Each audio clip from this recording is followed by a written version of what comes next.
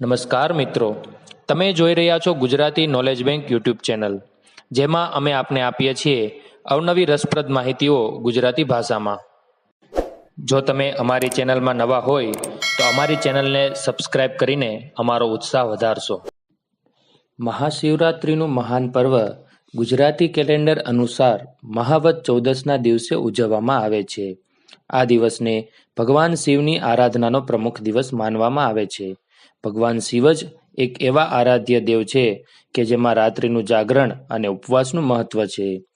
મહાશિવરાત્રિ પાછળની પૌરાણિક કથા કંઈક આવી જ છે.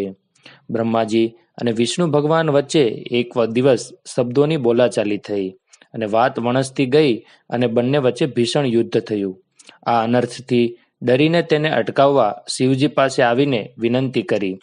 પરિસ્થિતિને સાંભળવા માટે શિવજી અગ્નિના થાંભલા રૂપે બંનેની વચ્ચે આવીને ઊભા રહી ગયા અને યુદ્ધ અટકી ગયું.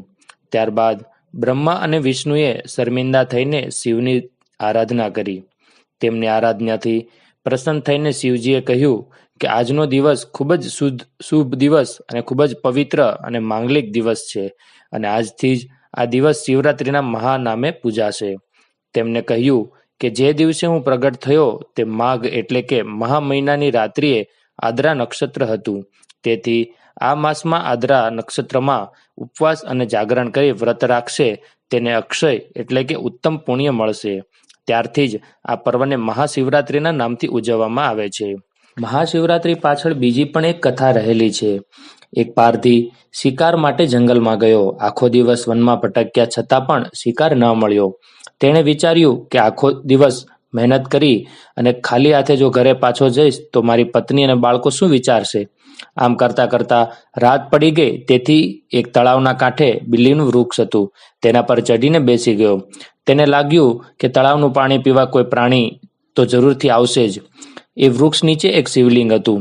તેની તેને ખબર નહોતી. રાત્રે શિકારની રાહ જોતા જોતા બિલ્લીના પણ તોડીને નીચે નાખતો ગયો અને એ પણ શિવલિંગ ઉપર પડતા ગયા. અજાણતા એ શિવલિંગની પૂજા કરતો ગયો. એટલી વારમાં હરણા તોતા તે પાણી પીવા માટે આવ્યા અને તેમને જોઈ શિકારી ખુશ થઈ ગયો અને બાણ ચડાવ્યું.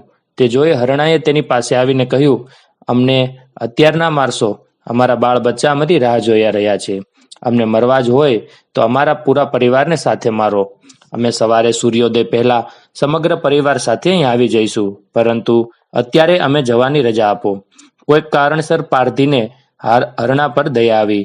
કારણ કદાચ એ પણ હોય કે તેણે આખી રાત બિલીપત્રથી શિવલિંગનું પૂજન કર્યું અને જાગરણ પણ કર્યું.